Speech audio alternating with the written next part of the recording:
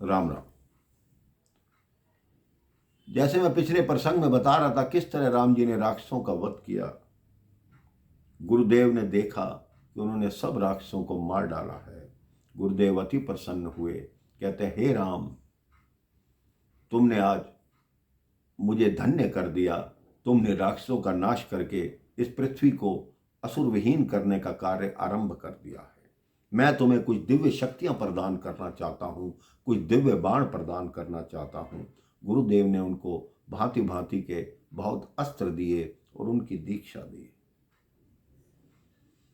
राम जी कहते जब हम गुरु वशिष्ठ के आश्रम में पढ़ते थे, हमें गुरु वशिष्ठ ने कहा था जीवन में कभी भी अवसर मिले तो ऋषि विश्वामित्र से शस्त्रों की दीक्षा अवश्य लेना। तो उन्होंने कहा किस लिए? उन्होंने कहा यह हमारे गुरु का आदेश था कि आप जैसा शस्त्रों का ज्ञान रखने वाला इस संसार में कोई नहीं है। तो ऋषि विश्वामित्र ने कहा मैं दीक्षा तो दूंगा, लेकिन उससे पहले तुमसे कुछ प्रश्न पूछना चाहता हूं। श्री राम जी ने कहा अवश्य पूछिए। कहते गुरु का क्या अर्थ है? तो राम जी ने कहा जो जिसको दीक्षा देकर अभिमान ना हो वो गुरु। उन्होंने कहा दया और कृपा में क्या अंतर है? राम जी ने कहा दया होती है दीन पर और कृपा होती है अपने प्रेमी पर। आपने अयोध्या वासियों पर दया की कि उनको दर्शन दिए, आपने हम पर कृपा की कि हमें अपने साथ ले आए। तब ऋषि विश्वामित्र ने उनको शस्त्रों का ज्ञान दिया, उनको बहुत बहुत दिव्यास्त्र दिए। फिर यज्ञ आरंभ हो रहे हैं, चल रहे हैं। इतनी देर में ही मिथिला से एक दूत वहां पधारता है, एक पत्र लेकर। वो पत्र ऋषि विश्वामित्र जी के नाम था। दूत ने प्रणाम किया कि ये मैं पत्र लाया हूं, ये लीजिए। अब ऋषि विश्वामित्र वो पत्र पढ़ रहे हैं और मुस्कुरा रहे हैं। प्रभु श्री राम ने कहा ये कहाँ का पत्र है गुरुदेव, और इसमें क्या वृतांत लिखा है? ऋषि विश्वामित्र ने कहा यह मिथिला नरेश जनक का पत्र है। उनकी पुत्री सीता का स्वयंवर रचाया जा रहा है और पुत्री सीता को आशीर्वाद देने के लिए हमें वहां बुलाया गया है।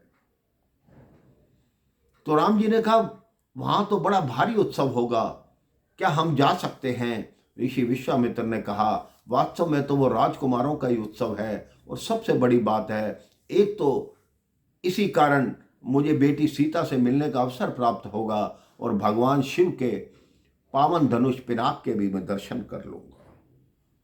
तो राम जी ने कहा क्या हम भी आपके साथ चल सकते हैं? उन्होंने कहा क्यों नहीं चल सकते, अवश्य मेरे साथ चलो। कल प्रातः ही हम मिथिला की यात्रा आरंभ करेंगे। अब देखिए मेरे भाई बहन, किस तरह नारायण धीरे धीरे मां लक्ष्मी के पास जा रहे हैं। विश्वामित्र जी ने अगले दिन प्रातः यात्रा आरंभ की।